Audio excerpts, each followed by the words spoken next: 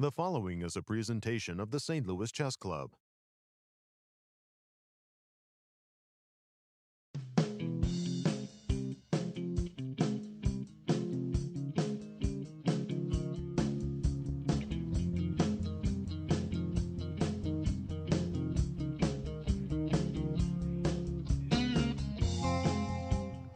Hello, and welcome to our coverage of the 2023 Spring Chess Classic. My name is Julian Proleiko, and I'm joined by Grandmasters Tatev Abrahamyan. This is a tournament for players between the rating ranges of 2,500 through 2,600. It is a round-robin tournament, which means everybody will play everybody. Let's take a look at the roster and let's see who's playing in our tournament. So in Group A, we have a very strong field, everyone rated over 2,600, except for Abhi Mishra, who is a very young, talented player, the youngest grandmaster in history of chess. And he qualified to this tournament by winning the last Classic Group B. So the field is headed by Sevian, very strong American player. He just played in the American Cup. And we have some former students of the St. Louis University, Dariusz Swiercz and Benjamin Bach, and we also have another young American player, Christopher Yu, and a Olympic medalist, Nodirbek Yakubboev. The Uzbek team famously won the 2022 Chess Olympiad. And so this is going to be a highly contested tournament. And let's take a look at Group B. This is the group of players rated average of 2,500. So here we have, again, a pretty young field. We have some local players like Akshat Chandra. We have some university players, Luka, who is a Mizu student, and I also believe that Gergely Kantor, the highest rated player, is a Mizu student. And Kirk Ghazarian is actually a player I'm very well familiar with. He used to be a student at the Chess Academy in LA where I used to teach, so I'm very happy to see him doing so well. He's almost 2,500. He's chasing both his title and of course 2,500 to become a grandmaster. So this is also going to be a very exciting tournament. Yeah, and they are playing at the Chase Park Plaza every day. The round time starts at 1 p.m. Central.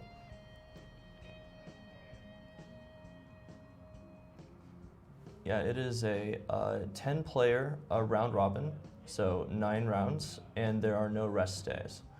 So it's 90 minutes for the first 40 moves, then 30 minutes for the rest of the game, and a 30-second increment after each turn throughout the entire game. Let's take a look at the schedule. So it's going to be a 9-round tournament. The game starts at 1 p.m., no rest days, and the final game will start earlier because we need to determine a winner. And in case there's a playoff, the playoff will start at 5 p.m. So we will have a winner on Thursday, April the 13th. And now let's take a look at our key matchups of each group. So in Group A, let's go to Group 8. Our key matchup of the day is going to be between Sevian and I think I'm in the wrong group. Gledura versus Sevian. Gledura versus Sevian. And we have an Italian on the board. So let's take a look at how we got here.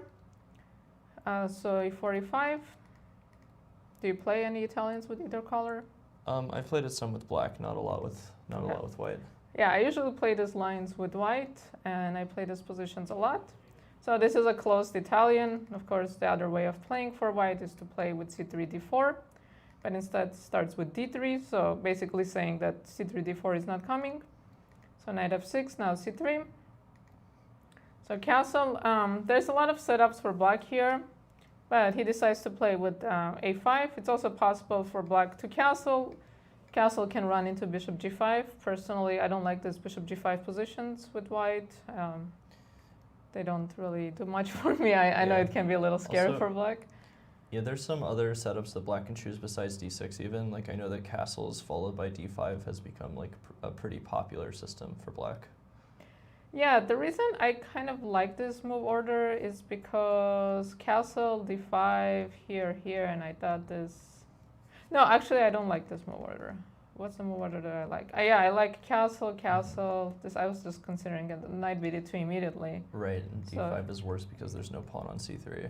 Yeah, because if the pawn is on c3, this is a weakness, and now we have some knight e4 with attack. So there's downsides to both, like which pawn structure you choose with either color. Because once you put your knight on d2, then there's no more bishop g5. So if you like your bishop g5 lines, then that takes away that option. Yeah, I've never fully understood bishop g5 because it seems to me that you're putting the bishop on the wrong side of the board, but obviously there have been like a lot of high-level games in those systems. Yeah, I played there against Muzichuk in a must-win situation, and I lost. But okay, in a must situation, you can lose any position. Okay, so in the game, black chose this a5 move, and this is a bit of a trendy move. And so other setup is to play with a6, and then bishop can slide back. So do you play with a5 or do you play with a6? I've played mostly with a6. A5 is a little unfamiliar to me, but I guess it's just trying to stop this a4, b4 thing that white does sometimes in these positions.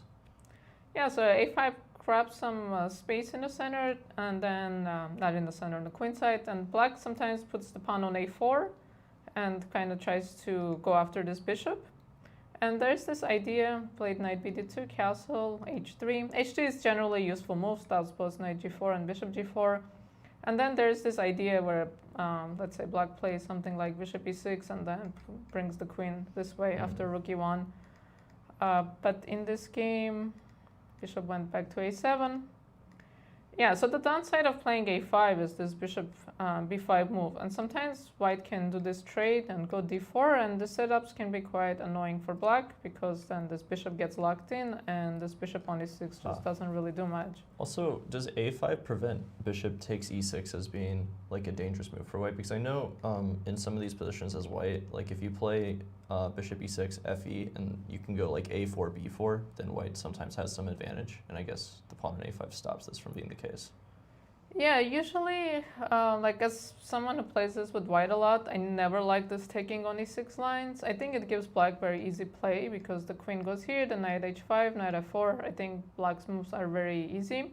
But yeah, once you kind of fix the structure here, then playing on the queen side makes more sense because black does have better play on both the king side and in the center. Yeah, so in that sense, it does stop this idea. So when the pawn is on a6, we do see this bishop e6 capture. So in this position, I think this gives black very straightforward play because the moves are very easy, especially all these moves. I don't think there's any serious attack because white plays knight f1, bishop e3, and at some point white will try to play d4 probably. But okay, so in the game, bishop went to b5, so the knight runs back.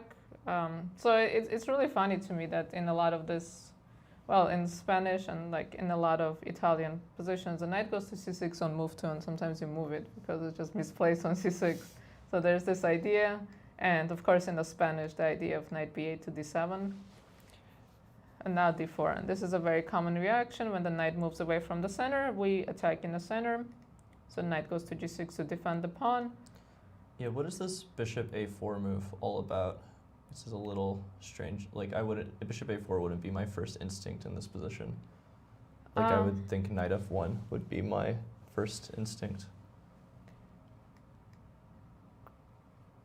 Knight f1, I think bishop a4, okay, so the bishop is headed there.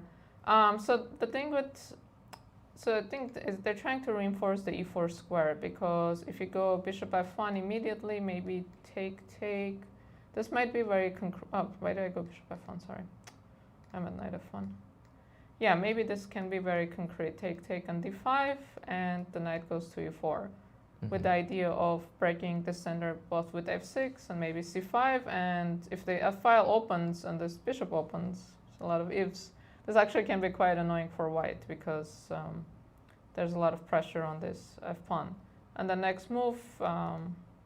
If bishop d3, I wonder if I can even give you this pawn, or maybe I can just go f5 here. Actually, I don't want to play f5 because... Yeah, ef, I guess, looks like some sort of French.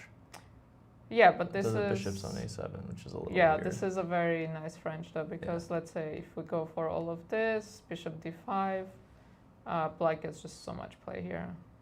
I mean, this never happens in French. Yeah, for the price like of a one drip. pawn. Yeah, this is so much. Like black just gets so much initiative here. The position is just so nice with the bishops. The rook comes in. This king is just so uncomfortable. So I think bishop a4. The bishop is going. So I think maybe bishop d3 runs into knight f4 with a tempo. and bishop a4 is just going to c2 to defend this pawn. And now knight f4 is not possible because a5 is hanging, and this concrete play is not possible because a4 is defended.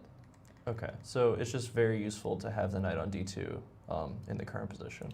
Yeah, and strong players are very good at this, at like making this slow maneuvering moves, you know, because the bishop went to c4 and then went to b5, but it's actually not really doing anything on b5, right? There's nothing on this left on this diagonal. c6 will come probably at some point, so might as well just move it. And actually, I was just looking, there's a game between Dominguez and So from 2022, several games. So c6 was played, bishop comes back, now the knight is ready to move. Knight h5. So I have to mention, there's sometimes tactics like this against this knight, but... Right. But d4 is hanging in this case, so it's not super impressive, I guess.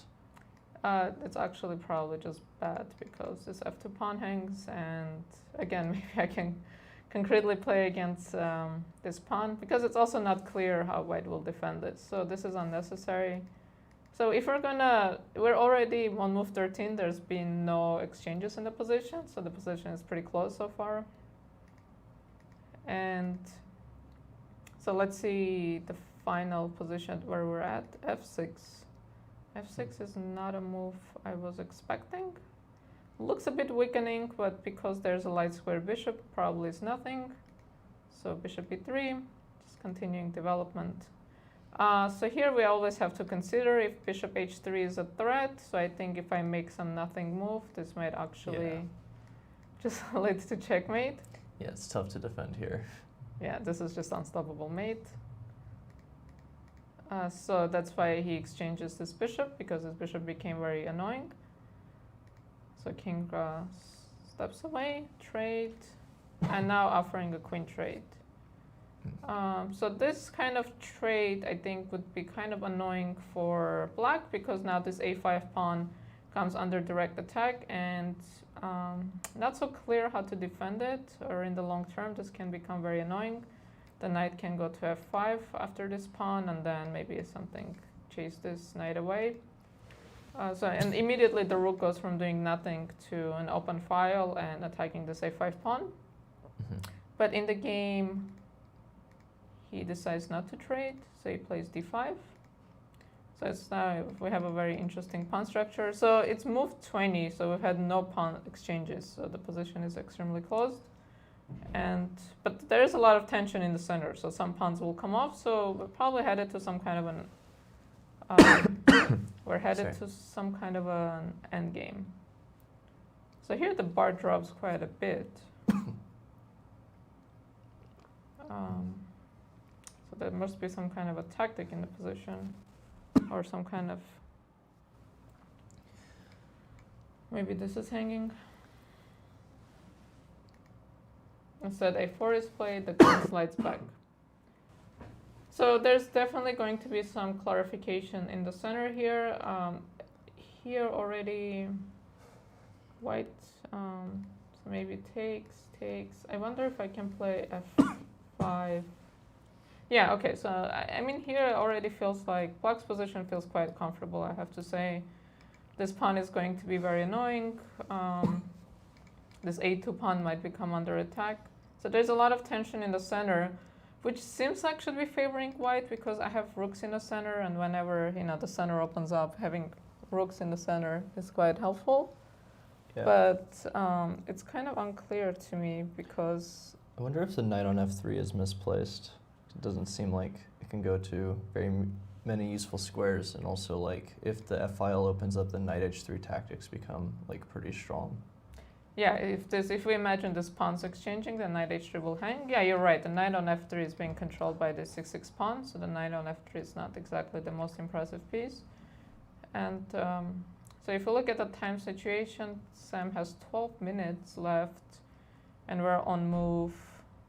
Oh, actually moves have been played.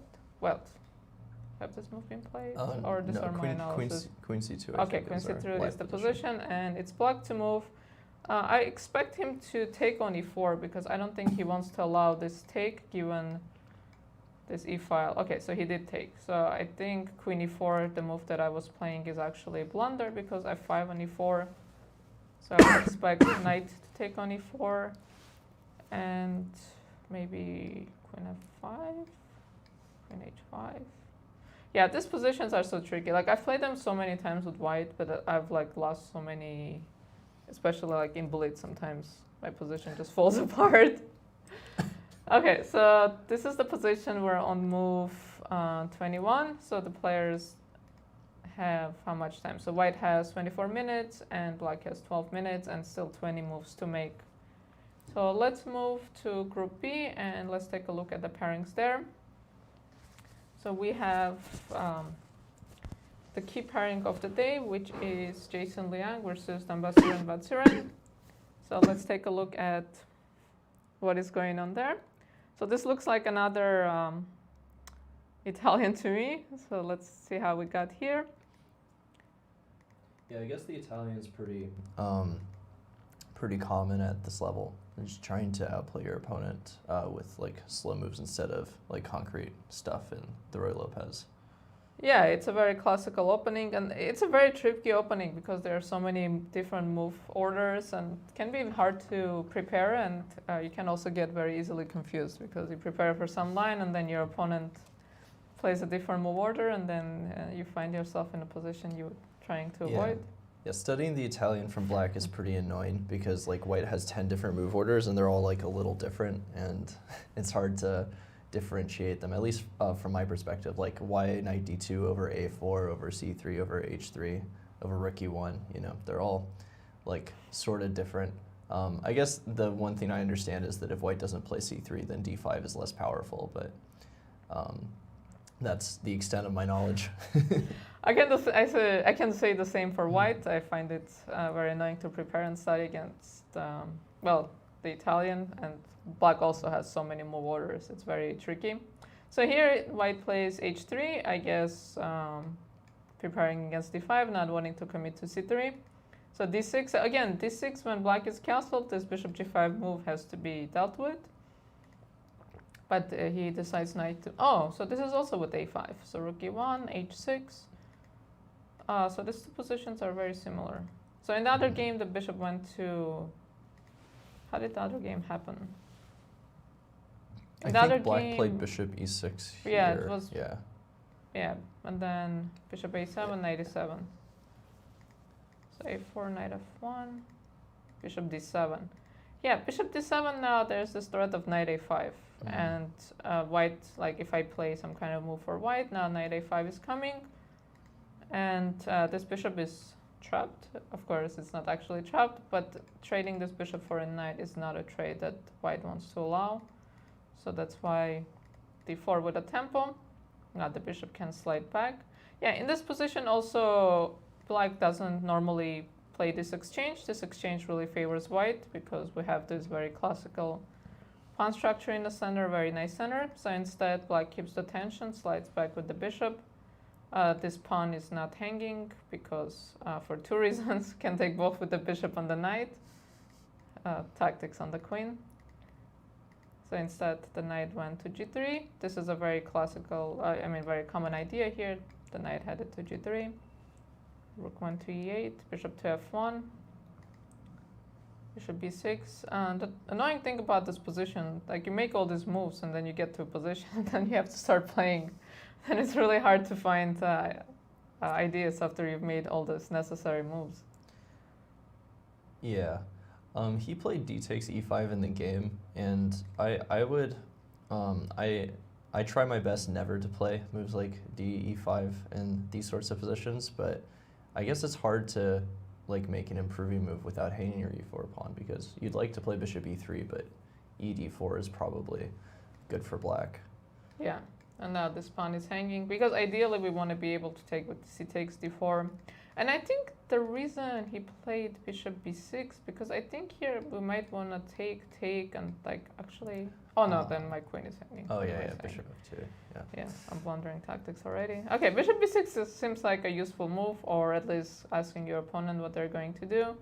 And not so easy for white to, maybe knight h4, no, knight h4 also not possible, d4 is hanging. So okay, so now we have some clarification with the center, in the center. If you played bishop d2, d4 was also hanging. So it's easy to hang one pawn or another in this position. Maybe the bishop can go back to c4. Or maybe, what can we do? I don't want to go king h2 because f2 will hang. I cannot move my knights. If I play the move bishop b5, then black might have the move knight takes d4. Yeah, this is not fun. Okay, so takes, queen c2, queen e7, so bishop out. And what's annoying with the pawn being here, so this is kind of double-edged, because in the endgames, this pawn might become a huge problem. Like if I go bishop b5, this pawn might hang. But so this pawn actually also just hanging. If the rook moves, I will just take the pawn. It's a free pawn. But at the same time, my a2 pawn is hanging. Because in a lot of the position in Tallinn, if I play rook d1, you can never take, right? Because I go b3, bishop gets trapped. But here, and now you're threatening bishop b3 as well. So this pawn is actually just hanging, which is quite annoying. So at one point, white might actually have to play b3. Yeah, maybe. What do you think about the move b4 here, like as a positional move? So bishop b3 was played b4. I think this is something white is going to have to do at some point. I think white will try to make as many useful moves as possible to force to ask black what they're going to do, and not because black just cannot move this rook, and just kind of keep the tension on this a4 pawn. But I do think eventually b4 is a move that white is going to have to play, because they will run out of useful moves, and this a2 pawn is also a target. So I think b4 is playable, and then maybe would continue with well, actually it's a question if black has to take. Maybe they don't. Maybe it's actually favorable for black to leave this, because a3 is not a move we want to play. Right. Bishop b3 will come. I think a3 would be favorable for us if we could play the move c4 in a good way, but I don't think that there's a good way to do that without giving away squares. Yeah, if we could get in c4, c5, this would be a great position, but unfortunately it's not happening. But I think in this position, again, like there's this play, whenever these structures happen, there's this idea of bishop b5 and maybe a taking on c6 at some point, even if knight e5 is not possible. So bishop went to e3, offering, so maybe he thought this bishop is too annoying, he's offering an exchange, which makes sense because this bishop d2 is not exactly an impressive piece. And now the queen comes to c5, replacing the bishop on the dark squares, so the bishops are gone, so now the queen is doing the controlling of the dark squares. So the knight went to e1. Oops. I wonder, in the previous position, was black interested, or probably not, after queen c5, was black's idea to go something like a3 followed by knight d4? Was this the intention? Yeah, this actually does look a bit annoying. Yeah, this pawn here all of a sudden is super annoying, right? Because, like, again, white has to find a move. So, like, moving the rook is never an option. This is hanging. Yeah, maybe a3 is actually quite annoying, because a3 would be met by b4 normally, but here it can't. And here b4 is also not a move, because en passant and e1 is hanging. So queen c5 is actually a very nice move, very powerful move by black. Yeah, I guess knight e1 is just played to defend the queen on c2. That's the main intention. Yeah, and I think maybe chase this queen away. And in this kind of structure, if we could put the knight on c5, it could be very annoying. So g6. Okay, g6 controls this knight. Knight d3, queen goes back. Yeah, I'm starting to really like black's position here. I feel like white is getting outplayed, and I know this from experience, because sometimes I play this position and then my opponent starts doing things like this, and I'm like, oh. It doesn't feel good. Something went wrong for me. Yeah. And black doesn't, it's not like doing anything spectacular. It's not like white is getting mated or getting some kind of an attack, but black's moves are very easy. Like the king goes to g7, probably this rook can go to d8. Yeah, because it's not really somehow the much knight there. on g3 isn't super impressive either from white. Yeah, no. Usually this knight wants to go to f5, but here it can no longer do that. So this knight needs to, if it could reroute to e3 somehow, that would be ideal. So queen went to c1, knight d7. Yeah, I wonder why he didn't play king g7. Oh, I guess the queen g5 is the idea, yeah. Queen g5 is an annoying move. So he's stopping that. So bishop e2. Okay, so maybe he's trying. So maybe he's trying both to like keep an eye on this and think of some sacrifices, and at the same time maybe put a bishop on f3 and start the rerouting of this knight. So rook e d8 and rook d1. Okay, so this is the final position we have on the board. So again, oh, black is actually in a bit of time trouble. So there is increment, which means the players get 30 seconds after each move, but 8 minutes for 16 moves, that's pretty tough. And this is going to be a very long maneuvering game because we only have one pair of pawns that's been traded and one pair of bishops, so a lot of pieces still left on the board. It seems like black's play is easy, but I think maybe white is starting to find easy moves to make associated with this idea. And also, I would be a bit nervous playing moves like this because I would have to consider if this works. And I would be, as black, I would be very nervous allowing something like this, especially with no time. So I think in a position like this, it's also, you know, like the practical aspect of it, meaning who has the easier moves to make. Right. I've definitely played some games as black. I'm sure these players would avoid this from happening, but I've played games where I'm slightly better, like the whole game, and then I have no time, and then I blunder a tactic and lose. So even though black might be slightly better, the time pressure is definitely making this a more interesting game. Yeah, and okay, wait, was knight c5 played? Or knight f6 was played? Yeah, knight f6 I think was played. Okay, but knight f6, maybe now we can... Yeah, knight f6 defends against all these sacrifices on h5, I guess. And also this knight f1, knight e3 I think was maybe coming, so knight f6 just keeps an eye out. But I think queen g5 is a possibility here now. So now e5 is hanging. And, okay, h5 is not hanging, but maybe knight f5 is an idea. And I think if... After queen g5, if I play like king, alright, I guess, okay, you are actually going to take my e5 pawn. That's annoying. Well, actually, if you go here, I'm wondering if you're also allowing this. Yeah, because you can take, I take with a check now. Yeah, I wanted to go to h7, but I think you just take on e5. Yeah, I think I can also take this, and now knight c6 is coming. Yeah, so queen g5 can be an annoying move, and I think white is also not unhappy with, let's say, the knight goes back, just maybe repeating, which is kind of a funny repetition, but I don't think white is unhappy about this. So how do I, so if I go and come back, I just want to see the life position, because once I make the moves, I don't know how to go back to life position. Okay, so knight f6 was played. So I think queen g5 is a very logical move. And yeah, it makes a lot of sense. From a practical perspective, maybe white isn't even worse. Queen e3. Why queen e3? Queen e3. Oh, maybe he just wants to go knight to c5 and kind of tickle his bishop and... Yeah, and if rook d1, then bishop d1, I guess. And if knight d7 again, we can repeat the position of queen c1. But I mean, white is up on time, so I don't think, like, okay, we have the eval bar. The eval is telling us black is slightly better. Black did manage to get a lot of moves in, and like black was outplaying white, but I'm not sure, like, again, practically, if black feels like they're better, it's just like a position. Because maybe this pawn can become overextended at some point if bishop lands on b5.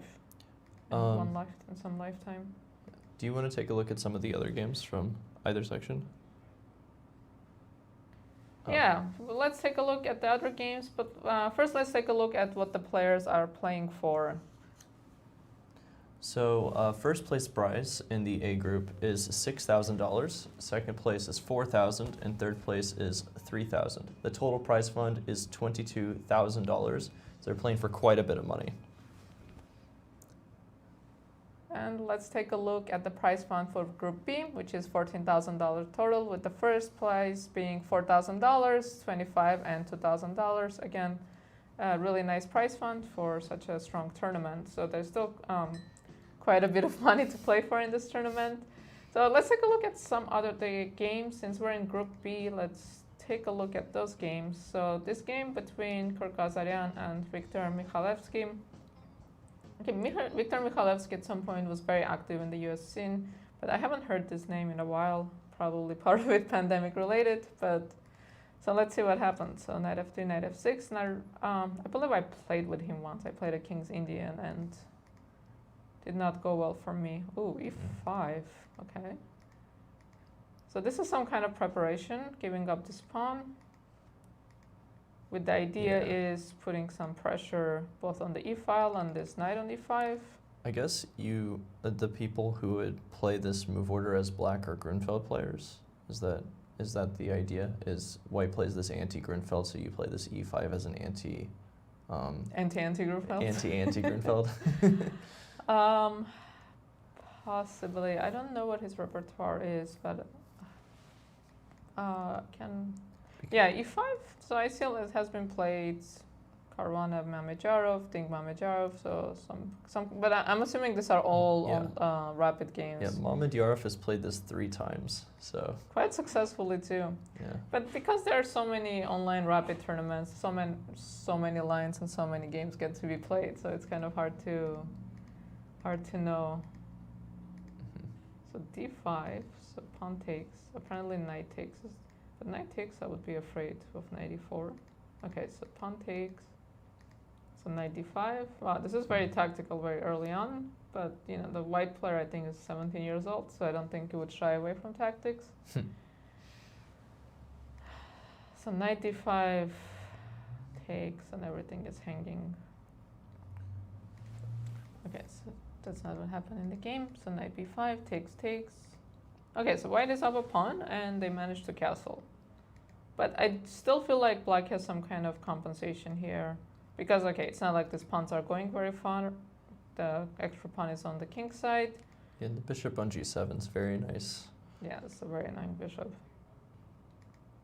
Feels like there's a lot of pressure on the queen side. So white hasn't finished the development, so there's definitely is going to be some pressure. The rook will come to c8. Maybe at some point black can even take on c3. So knight e5, asking the bishop where it's going. The rook comes to the center, so now c3 is hanging tactically, bishop out. This bishop is really getting kicked around, so now it has to go to a4. And queen c4, wow, offering an exchange of queens, and we know this rule, right, that you're down material, you're not supposed to trade. Yeah. But of course, these rules are quite flexible. Yeah, like, I guess concretely after queen c4, knight c4, like all the pawns are, oh, it even wants, okay, bishop c4 with knight d3. I was thinking knight c4 because you're threatening like knight takes a3, or like knight takes b2, but yeah, I guess you have quite some strong. But bishop b3, I guess, is the idea. Yeah, and black also is probably okay here, but not as good as bishop c4 certainly. So yeah, it goes for this move order because now the rook has to move somewhere. So the rook cannot move on a dark square because it's going to run into knight d3. So it has to go on some light square. So let's say d1 and knight d3. Yeah. Oh, so now knight f2 is also a threat. So if I go back, why is this so bad? What am I missing? Something is hanging, right? So well, yeah, I wonder if the position is just bad after knight b2. Yeah. Oh, yeah. Yeah, where's your rook actually? Oh, your rook is trapped. Oh, the rook is trapped. Bishop a2, bishop b2. Oh, wow. What a sequence. That's nice. And this bishop also hangs. So it's not like you lose an exchange. You might just lose a rook. Rook. Wow, this is really bad. Wow, that was really beautiful.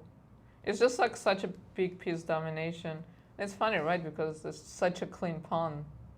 It's like it's not an isolated pawn, it's not a double pawn, it's just a clean pawn, but black's piece domination is so strong. So in the game, he took on e5. So he's trying to minimize the damage here. So bishop, so takes. Bishop a2, rook here. a4. Okay, so white is trying to exchange a lot of pawns and go into some kind of a endgame where this exchange is going to happen either. So black is going to. So what's going to happen is going to be 4 versus 4. White will have 4 versus 3 on the king side. The c3 pawn will fall, and black will have a decent pass pawn on the queen side, which looks very dangerous with the bishops, I have to say. Probably you'd prefer to be black, right? Oh yeah, for sure, because this pawn is gonna run. Like, it's very annoying when you have, this e6 bishop on like an a pawn, because you can push the pawn all the way to a2 because the bishop supports it. And with the rooks, I think it can be very dangerous.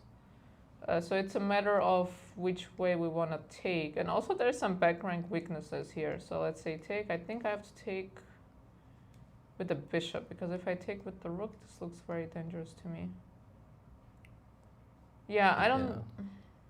Yeah, I think I will have to take this way. Probably will have to play like something, h3 or h4, so I don't get mated. Yeah, and then maybe just leave my bishop here and just like physically stop this pawn from moving and just because play for a draw. The pure rook endgame probably isn't too dangerous, but with the bishops on the board, it's tough. So if black wants to make progress with the a pawn, he's going to have to exchange bishops. Yeah, without the bishops, it should be quite a comfortable draw, because white will start exchanging pawns, and even if it's going to be one of those situations where I give up my rook, let's say, the worst case, I give up my rook and then I'm able to just get a pass pawn here, and then you have to give up your rook back. But with the bishops, of course, the presence of bishops favors white, but favors black. But yeah, the white bishop, I think, will just stay on a4 and just refuse to move from here. Okay, so it does feel like... I mean, it was a really nice game by black so far, I have to say. This dominance of the pieces was really nice. And this move, queen c4, I think is just forcing this queen exchange, or at least offering this queen exchange. I think it's such a nice, what's the word I'm looking for? Educational move. I think this is something we can learn a lot from. Yeah, maybe very thematic to this line. Thematic, okay. Yeah, maybe taking on c4 was actually a mistake. Maybe he thought, this takes the tension off, but concretely, I think it made things worse. Okay, let's take a look at a few more games here. Whoa. So this is Gergely Kantor versus Luka. Okay, so doesn't want to play any kind of Benonis. Not today. So what is... Okay. So I just heard that we have a result in A, which so Christopher Yu and Yakubboev, hopefully I didn't butcher his name, have made a draw. So the first result is non-decisive. So let's take it's on the quick books. look. So we have... Some Maroxi. Yeah, queen d2, knight f6. This is like a trendy system with queen b6, I believe. So knight d5. I was looking at this game from the corner of my eye when let's add our eval bar so we know what's going on. It's funny because the computer's first line is like queenside castle. Castle queenside is so unusual to me. And just try to attack, I guess. It doesn't care that the pawn's on c4. So castle, knight d4. So okay, so it's a Maroczy bind, but the pawn on a4 is nice for black because at least black gets some space on the queen side. I never played this position for white, even though I'm an e4 player. Even against accelerated dragon, I still castle queenside. I never played these positions, although they can be quite annoying for black. Oh, wait. How do you castle queenside against accelerated dragon? You play bishop c4, or? Yeah, bishop c4, bishop e3. Okay. So I'm very determined to castle queenside in all Sicilians. So it doesn't matter what my opponent does. Just castle queenside. Fair enough. And hope for the best. So takes. Okay, so this exchange of pieces should favor black because on Maroczy bind in this position, black lacks space, and without space, when you don't have space, general rule is you want to exchange. If your opponent doesn't have space, you want to keep pieces on because then they fight for a very limited number of squares, so the pieces don't have anywhere to go. Yeah, I think black has a nice lack of pieces for his lack of space. Nice. Also, this is I always find this kind of bishop versus knight positions interesting. because especially here with the light square bishop. Of course, dark square bishop would make white a lot happier, but with this pawn structure and the light square bishop, this bishop is not the most impressive.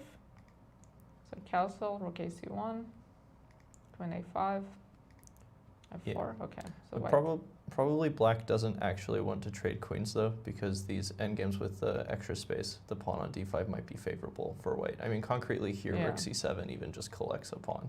Yeah, so this can be quite dangerous, this endgames. So f4, okay, so white is going to try to play where they have the advantage, so I'm assuming rook c8, bishop g4, queen b5. This is like with the pawn on a4 is just such a difference, because the pawn on a7 black has so many problems, like the pawn hangs sometimes, the queen cannot really go into anywhere. With the pawn on a4 is just makes such a big difference in this position.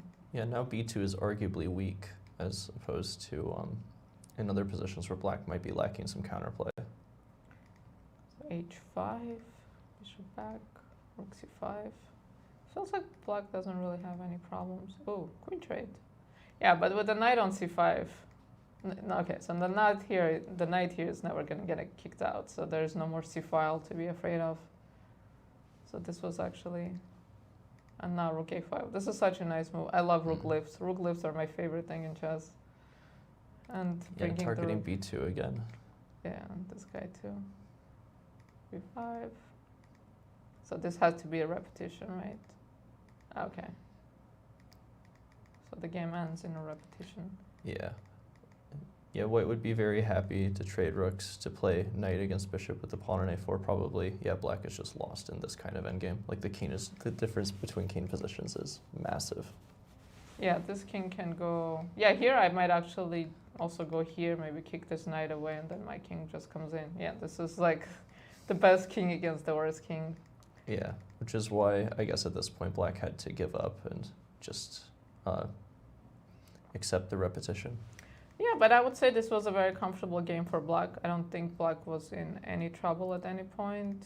Yeah, maybe anything, black was playing for some advantage later. Yeah, nice. There's something in the opening maybe white could have done, like castle queenside and go h4, h5, which of course is... Which you would have done. Because...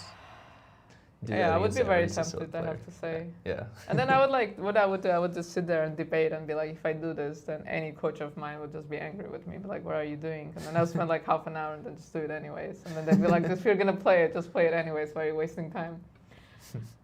Okay, so very solid game. So I think black had a very comfortable draw. So I don't think either player can be unhappy about this result. Let's take a look at Mishra's game. I played Mishra recently, and it was just such a one-sided game. I couldn't even feel bad after. He just knew the opening better than me, and he played better than me, and I was like, okay, what can I do? It's rough. It's just like he saw everything, and then after he was like, you want to analyze? And I was like, of course. And then he's showing me this line, so he was like, oh, yeah, but I thought you were going to do this. In my mind, I'm like, I didn't even consider this line, but I was like, Yep. Yeah, I was totally going to do that. Sure, yeah. There's been another result in Group A, which is between Illia Nyzhnyk and Dariusz Swiercz. That game has been drawn as well. Okay, let's take a look at what happened there. So what is this, some Catalan? Both of these are St. Louis players, so we're familiar with them here at the St. Louis Chess Club. They play in a lot of our tournaments. And Illia is, I was going to say they're teammates, but Illia is Webster, right? And yeah. Daro is from SLU. Yeah, I think Illia has graduated, but yeah he they're was both from graduated, I believe. Webster. Okay, queen c2, c5. Okay.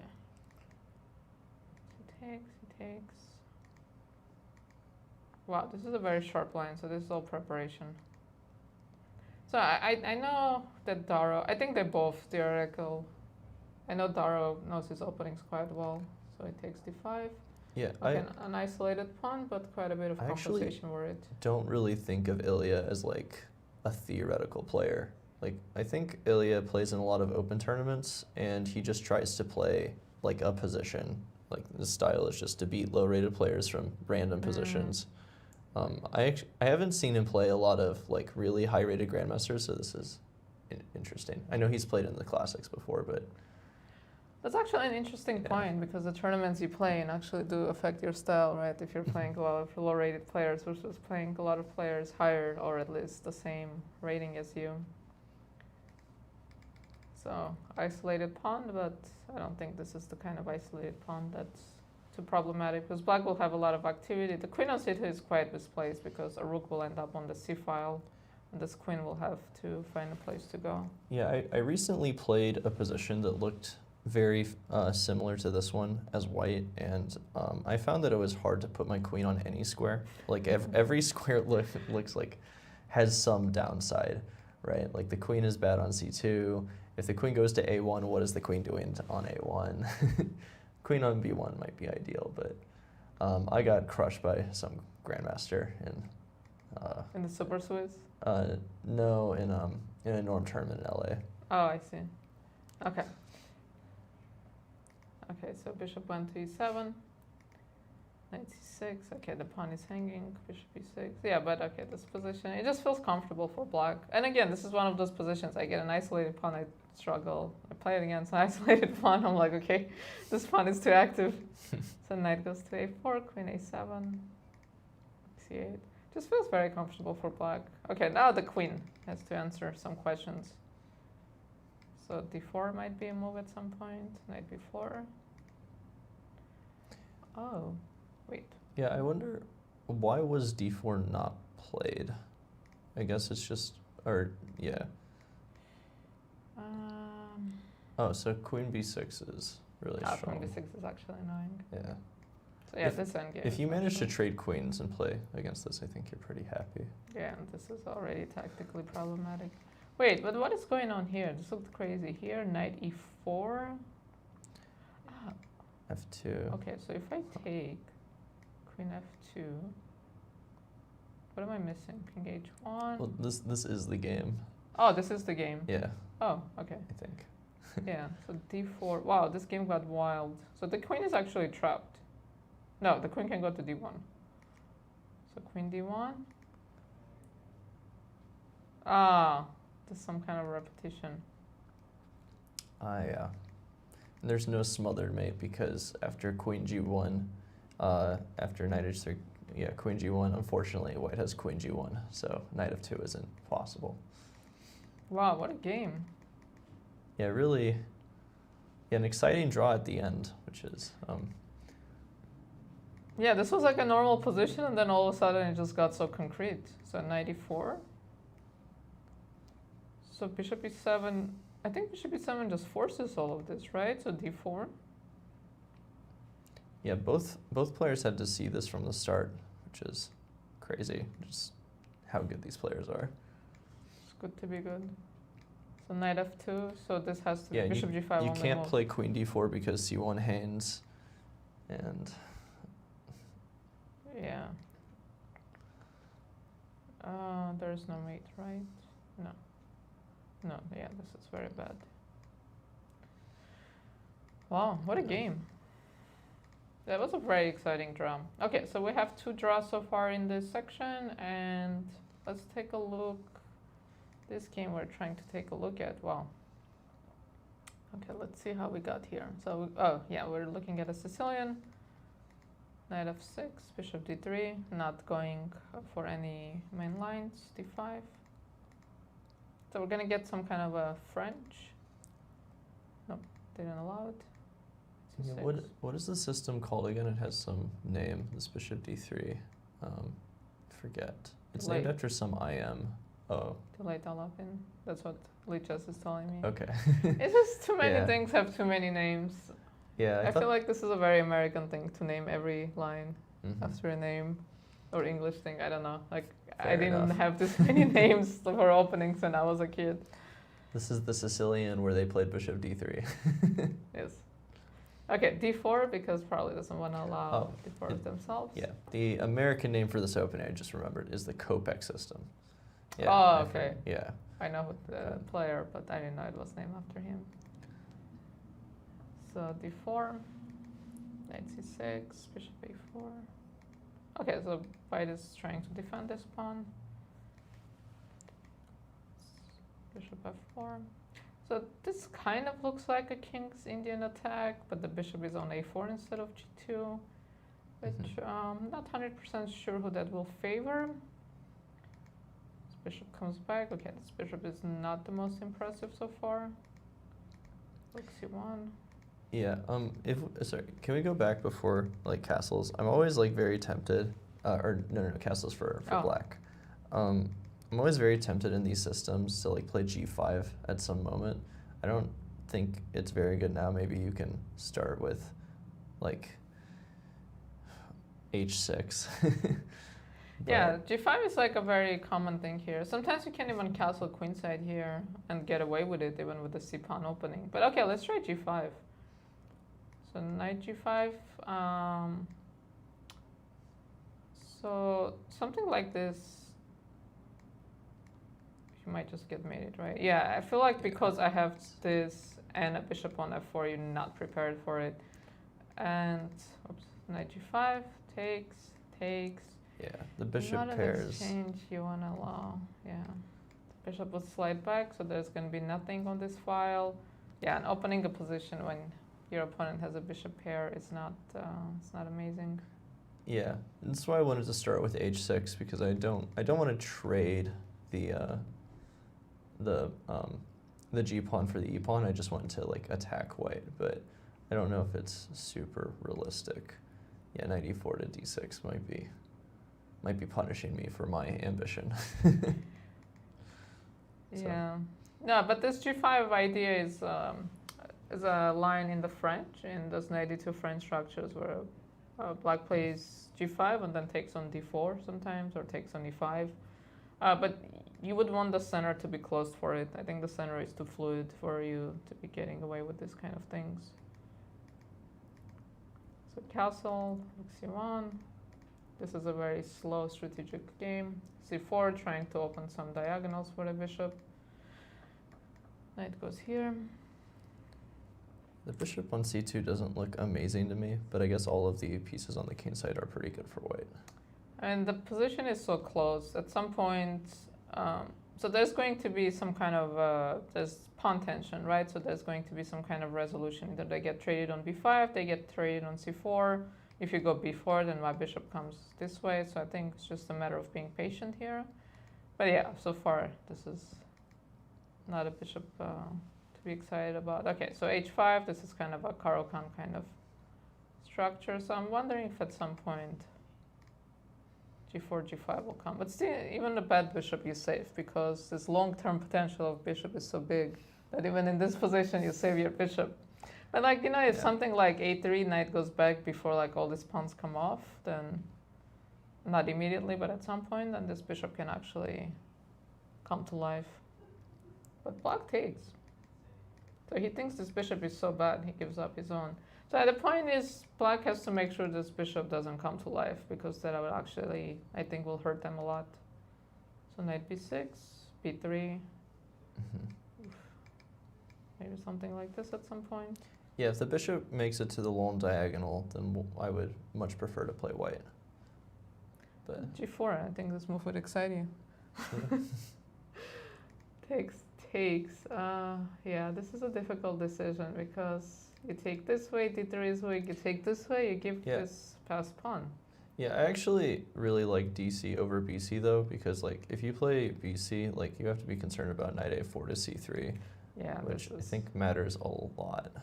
Yeah, knight a4 actually coming here all of a sudden, this leads to quite a bit, maybe even knight b2 and going after this pawn can be problematic. No, this is very unpleasant. So DC, I think, was forced. So a5, trying to play a4. Oh man, playing all these moves would... Wait, so instead of a4, could white have... I did not mean to do that. Could white play the move knight e1, potentially? Yeah, I think knight e1, this blockade, right, very typical. So a4. Okay, my idea was knight d3. But, yeah, so no good.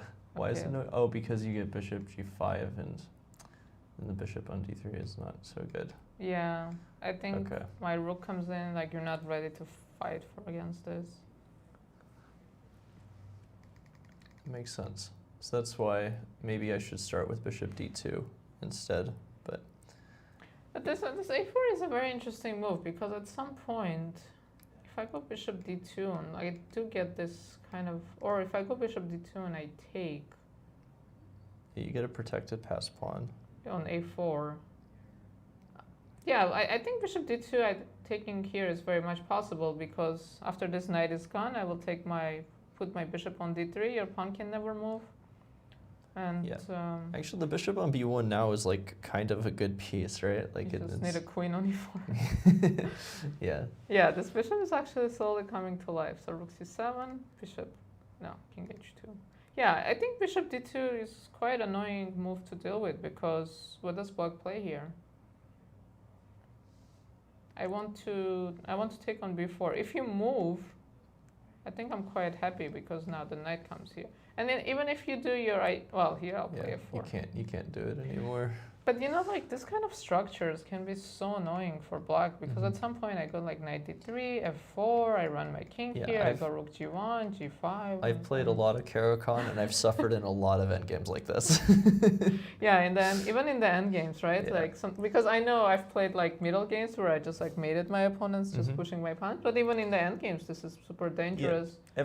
Everyone who starts out playing the Caro-Kann, you hear this thing. They're like, you play the Caro-Kann because you want to play endgames. And the pawn on h5 will be a weakness in the endgame. And then it turns out the pawn on h5 just fixes your structure and you're worse. Yeah. So they lied to you. Everything is a lie.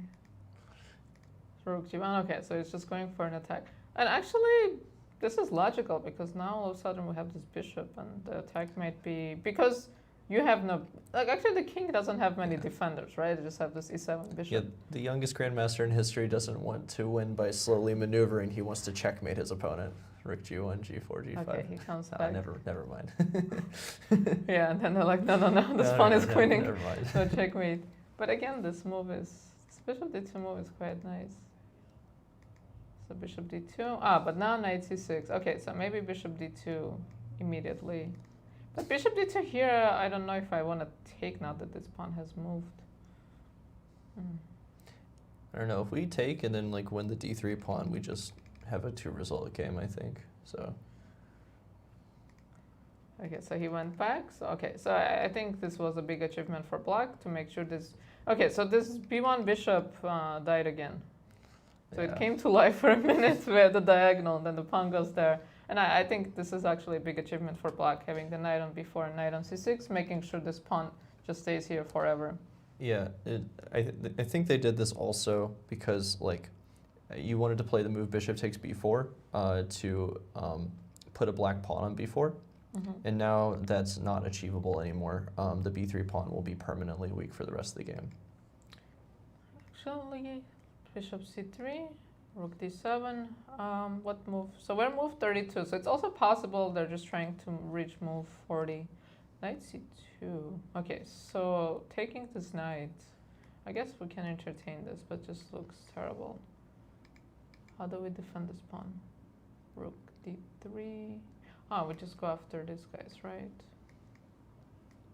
Oh yeah, and then rook, now the other rook to d3 could cause major issues. Yeah, these pawns are this is just gonna fall apart. It's just interesting how when one factor changes in a position and all of a sudden everything changes, right? Because at some point the knight on f3 was here assisting with just g5 push, but now things switch. We're going to the queen side, and all of a sudden this knight is not very well placed. Well, bishop c2 was actually played. Oh, it was played. But because maybe he thought rook b8 is too big of a threat. And he felt like he needs to do this. So he went here. He might be in serious trouble now. Black hasn't played rook b8 yet, but I think if black finds this sequence, then white's defensive task is not going to be super easy.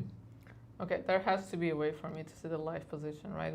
Because when I add analysis, like I can't tell if it's analysis. The live position is when it's like red and outlined like that. Oh, gotcha.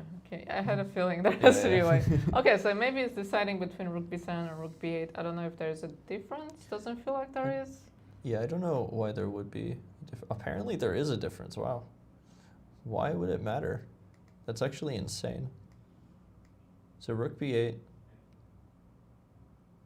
So with rook e3 here.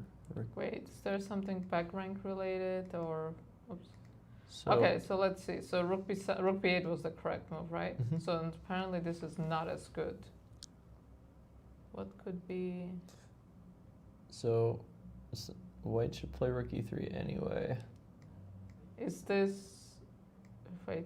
And then after rook c2 in the previous position, it wanted rook a3 from black and it claimed +2. But now rook a3. Ah, There's a tricks, yeah. trick on the rook on Okay, d8. but this kind of things are a bit. Oh, he plays Yeah. rook b8. Okay. I don't know, like instinctively, which one is more natural, rook b8 or rook b7. Yeah, I would guess. So it would be like 50-50 if I played this game. Yeah, I feel like I would spend a lot of time thinking, trying to decide, and then it just won't matter at some point.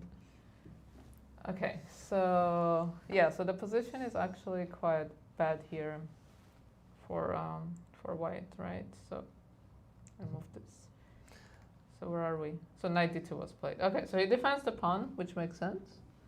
And now, so apparently this was a mistake. Let's try it. I need to learn how to use this from a variation. Okay, so do I have, no, bishop g5 runs into f4 again. Can I have knight d4? What is the problem here? Rook d3 maybe? So if rook d3, then rook e3. No, but here everything is suddenly defended, so now I'm just gonna win this pawn. Yeah. Black played bishop g5. I guess he didn't care about f4. Bishop Or g5. maybe- So if f4 be- rook d3. Mm-hmm. So moving this pawn, now there is no longer rook e2. So this is actually quite clever. So now I'm assuming they have to take, and he'll probably take on. No, he will check. So rook c2 is highlighted, so it's the game. Mm-hmm. So rook d3 is the game. I'm learning, finally. Yeah. So he's gonna just take on c3 and take on d2, and then white will be in some trouble. Is this easily won, this position? So if I put a knight on d4, so this guy goes back, I presume. And I've just learned that in Group B, Chandra has defeated Daggupati, and Okay. we will be talking to him shortly. So that's our first decisive result, I believe. it is our first decisive result. And we actually didn't get we can take a quick look at what happened here. Bishop f4, I think. No, bishop f4 is not really a move here. Knight d2. A very novel system. c4. I mean, this system, usually the bishop doesn't land here. It's usually on b2, right? They try to go b3, bishop b2. Oh, I'm sorry, Okay. what am I missing? Yeah, Yeah. yeah, that's a very common idea of doing that. I have to say, this position opening up with these two bishops here looks a bit dangerous. 94. Oh, wow. Wow. Yeah, but there's going to be some 96 check, right? Takes, 96, yeah. Bishop c5. The bishop on c5 looks really good. This rook is going on a7. So I think tactically, oh, that is such a nice move, rook. Oh, 21. your back rank mated. Nice. Yeah, so you just have to lose the exchange. Okay. Yeah, the point there was if you play queen takes d1, which you would like to do, you're not actually safe because rook e8, which would be the normal defense, runs into bishop e7. And yeah, rook d8, and it's over. Well, this was a really nice game by Akshat and very smooth victory. So we'll be talking to him shortly. He will take us through this game with more detail. Let's see if Abhi Mishra's game, if there's been developments. Oh, that was funny. So the bishop went to b4. So the bishop on b4 is quite strong. I hope it doesn't get stuck here. So, okay, it's a very nicely defended piece. So I think knight d4 is coming, bishop a3, pick up this pawn, and then go back and go after this pawn. I think this should be winning. Just might take a long time. Yeah, I think black would ideally like the bishop on d4 and the knight on b4, but both, if you can put both of your pieces on those outposts, you would be happy. Yeah, I just wanted the knight on d4 so I could take this pawn. Because once I take this pawn, everything is hanging. So that's why I wanted to go bishop g5, so I could put, so like I could always be eyeing this pawn and take this pawn. It doesn't even feel like it's two pieces for a rook. It just feels like you're up a piece because of how good black's pieces are going to be. Yeah, and this rook, maybe white can just try to hang on to a pawn somehow. Okay, but we're gonna move, we're gonna reach move 40 in just one more move, and the players will get 30 more minutes, so this, I think this game will go on for a bit. And so we have two results. We've seen this Sevian's game, like see if there is develop. Wow, this is headed towards a draw somehow, right? Yeah, probably. So where did we leave off? We left off A long time ago. we were around here, right? So he took with the knight. Yeah. And instead of your queen f5, he decided to play ed. Yeah, so he did clarifying the position. Knight takes, ooh, takes, c4, a3. So this is again very concrete. Wow, this queen went on an adventure. I would be very nervous if my queen was on a3 here. So takes, takes. I would be very nervous here with black. Okay, grabs the pawn. Okay, I think now black is relieved. 96. Oh my god, there's so many knights. Like, what is this? Yeah, knights are... It's very rare to have all 4 knights on the board in endgames, I think. Yeah, but this will end in a draw. Yeah. So this pawn will fall and... Rook, 2 rooks and 3 versus 2 rooks and 3. Probably as drawn as 1 rook and 3 versus 1 rook and 3. Yeah, but I think at some point here, there must have been something for white. 95. It just feels like... Okay, these knights are very well defended, so what should we do? Queen. Try to mate rook g3. Like the knight goes back. Right, maybe some h4 at some point might At be this point. useful. Yeah. Yeah, because if you play h5, maybe you have to, right? Because I think if you allow h5, that's... Actually, if you allow h5, your knight is trapped. You don't have knight e7, so I think you might have to go h5. But this is... I would be very nervous about this move. Yeah, your king feels so bad. Unfortunately, I don't have queen f3. Like, I just don't have a good way of attacking this. Maybe, yeah, like rook g3, queen e2. Could be pretty annoying. Yeah, this guy is hanging. Queen e2 is coming. Queen e2 runs into... something, right? Or maybe knight g7 even, some position. Oh yeah, I don't know. I would be very nervous here. Yeah, queen e2, knight f4, I guess black is alive for now.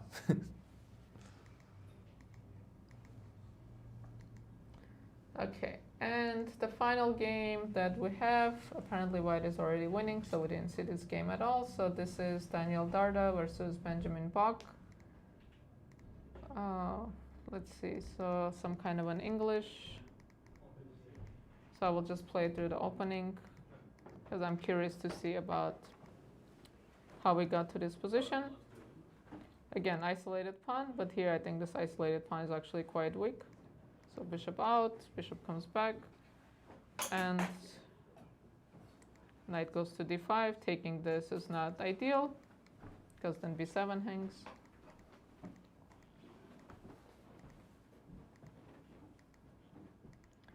Okay, so I'm just playing to see how we got to the position that we have on the board. Okay, white won a piece, white won a pawn, and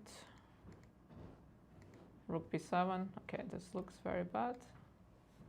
King goes to h8, knight f4. Oh, it feels like black is barely hanging on here tactically. Bishop d4. This is not an exchange that black can be happy about because bishop versus knight, and this pawn is running. This bishop will be assisting this pawn, and this knight is probably eventually going to fall. And white is just up a pawn here with this very dangerous pass pawn. Rook c7. Now black has to find some kind of an outpost for the knight. If they play d5, which is possible, the knight is defended, but the problem is now the rook is cut off. So we exchange this, and we are going to see... So the position we have on the board is a bishop versus knight endgame. And, okay, winning another pawn. And okay, so this pawn will queen eventually, and white will be up a piece and just will simply win the game. And we do have the winner of the game, Akshat Chandra, with us in the studio. Akshat, congratulations on your win. Thank you, appreciate it. Take us to the game. So I saw the opening, and I saw this move, bishop f4, which is not very common. So it's some kind of preparation.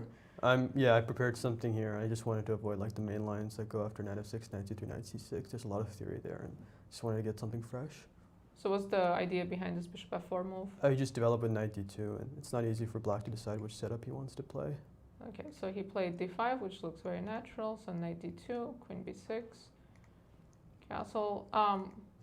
So where do you think things started to go well for you? I think what he played with queen b6 and bishop a6 is already dubious.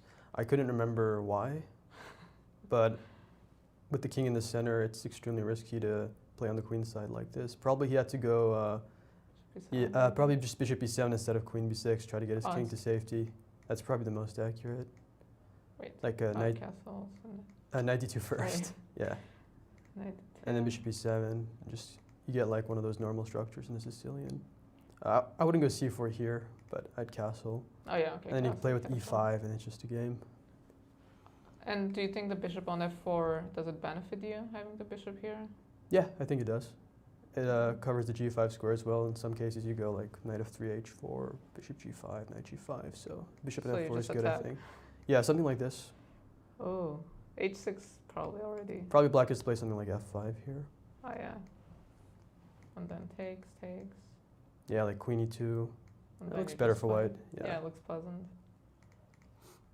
So instead he played queen b6. So when did your preparation end? After bishop b4.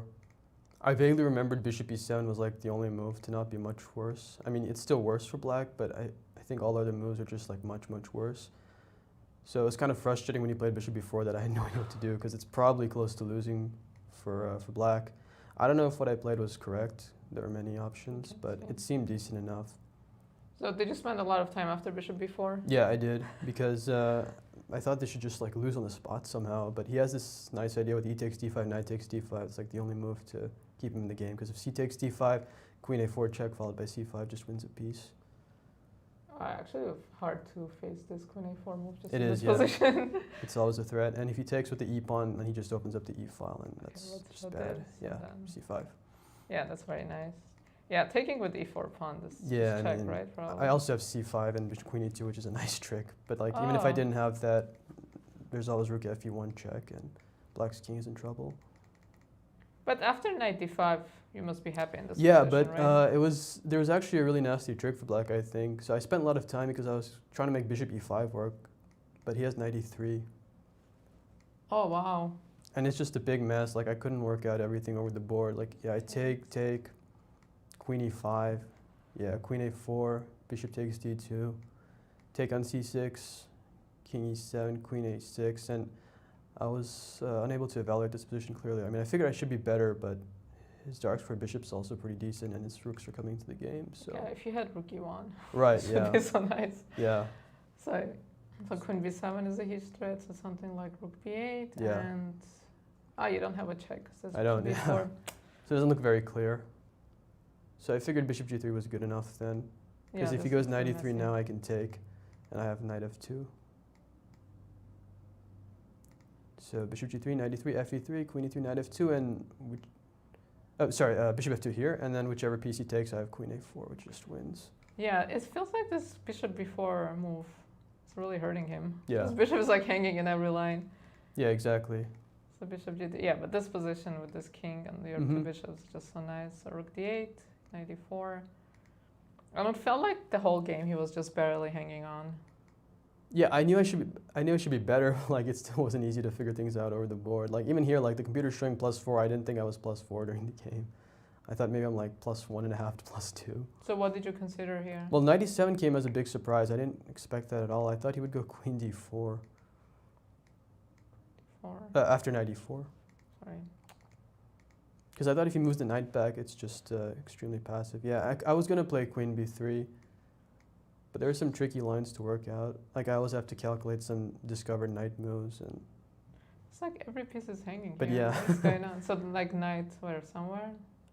I'm not sure, to be honest. I just figured I'd play queen b3, and I didn't see a decent move for him, so I didn't really go further in my calculation. So like what if I castle? Well, there I knight just or go rook something? d1 now, Okay, so rook d1 is and I the support threat. the bishop, yeah. And everything's just hanging for him. Yeah, yeah, this is very tricky. So, okay, so this knight has to go, so maybe some knight trick. So now you have to take, right? No, I take on b4 here, and I have knight d6 now. His dark squares are extremely weak. Can I take this way? Hope for the best. I mean, I have knight c5, but perhaps. Oh my god, there's literally every piece is hanging.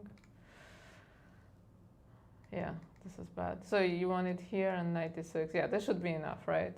Yeah, I mean, This just winning an is- exchange. Should be winning. Okay, so instead, he went 97. Also, probably I should just add here that after, instead of knight e7, he can play knight e3 because I just Which take. position? The previous move, yeah. Here. Knight e3, I take and go knight f2, which is nice. Ah, this is where you went. And he can take to. on c4, but I just get too many pieces for the queen. Oh, I you was just going to can take on do this. c4, yeah. And I should be winning.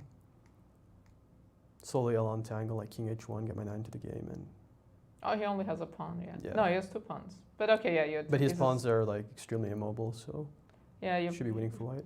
You have like nice outposts for your pieces. Yeah. Yeah. This is very unusual to have this kind of Yeah, it is. queen 2 pawns versus 3 pieces. Okay, so 97 was played and 8-3, so he went for this. Yeah, this is all forced. Takes. So rook d3. I have knight d6 knight anyways. d6 and knight c4, right? Yeah, I think it just transpose. Yeah, exactly, yeah. Not here, we'll spin Right. a piece. Spin And a rook. if he takes on d6, it just transposes Yeah. to the game. Okay, so he took, he played here. Yeah, bishop c5 is important. So did you think you're already winning here, or you just thought you I thought I was better? much better. I wasn't sure about winning. Okay. Queen d8, queen f1. Yeah, castle queen d1 is a nice trick. I'd Yeah, seen queen that. d1 is such a beautiful move. I didn't expect him to castle though. I thought he would play knight c8. I mean, it looks terrible, obviously, with the king in the center, but I thought maybe he could try to hold on here and try to play for f6 later. Yeah, I was just going to exactly play rook d1 and then bring my queen to like the center or like the queen side, like queen c7, I guess. Then like queen e2. Yeah, pretty much anywhere I can move my queen, and then try to play for b5 or maybe even queen g4 ideas to like Oh yeah. attack the king side and force some weaknesses. Yeah, there's no. So he has to play like 97 and b5 is very strong. Yeah, it should be lost, but I thought maybe that was a better try since in the game he's just losing an exchange immediately. He probably did he miss queen d1? Probably, because otherwise Yeah. I don't think he would go for it. Yeah, because if not queen d1, then Yeah, because if rook takes a7, rook e8, I mean, I'm obviously better, but it's not winning by any stretch of the imagination. The knight's coming to d5. yeah, this is actually probably the best position he's had in a while in the Right, game. yeah, exactly. No, queen d1 is just such like I really like this kind of quiet moves. Queen d1 is, and we already showed that the point is that takes. There is no rook e8 because of back rank, and after queen d1, and I actually didn't see the rest of the game. So your conversion Yeah, unfortunately for him, even though he has a pawn for the exchange, it's just his pieces are so bad. is still back rank issues. So Yeah, his queen can't ever get activated, which is important. Yeah, I always have queen d7, rook c7 ideas if he takes on b4. yeah, this king. So instead, this was played g3. Yeah, just stopping any knight f4 ideas. And now my queen Yeah, it just enters. doesn't have moves. Queen d6. Yeah, now his position just collapses. Oh. Oh, so you just collected everything. Yeah, I just took the pawn and started pushing the b pawn. And rook c4 and then rook c6. Okay, and then you're just gonna trade and that's exactly. Oh wow. Yeah, this was a really nice nice game. This queen d1. Such a nice moment in the game. Well, this is a great start for you, and congratulations on your win. And who do you play tomorrow? I play, I think, Luka as black. Okay. Well, good luck to you in the rest of the tournament. Hope we see you back here Appreciate it. again. Yeah, thank you. Okay, and that was Akshat Chandra, the first decisive result of the day that we have. And we will continue looking at the rest of the games. There are still quite a few games we haven't looked at. I believe we've seen all the games in Group A. Actually, we can see this Mishra game. Not a lot of developments. The players reached move 40. We saw Gledura versus Sevian, so this 3 versus 3. There's actually no draw before move 40, but they reach move 40, so I'm expecting a draw here. And Daniel Dardha versus Benjamin Bok. This should be over any moment now. This knight is trapped here. If the knight goes to g2, king f3 picks up the knight. And if g5, even this should be a win, but even this is with the 2 connected pass pawns. A very comfortable win for white. So this, if there is no result yet, then we expect to see a result here. So we will have at least one decisive result in Group A. And let's go to Group B, still a few games we haven't seen. So we saw Kirk versus Mikhalevski, quite a few developments in this game. So the engine says it's equal, but there's a pass pawn. But the good thing for white is that some pawns have come off the board. So let's see, we left off somewhere around here. So the kings come back because the king on h1 actually is giving some back rank issues for white. So king joins the game, and white is managed to trade pawns with f4. I think this is actually quite good trade for white because with f5 we can kick this bishop away from this comfortable f5 square, e6 square. And now we get to exchange the rooks and e5. So I think also I have to mention, so this is the wrong bishop for this pawn. Mm-hmm.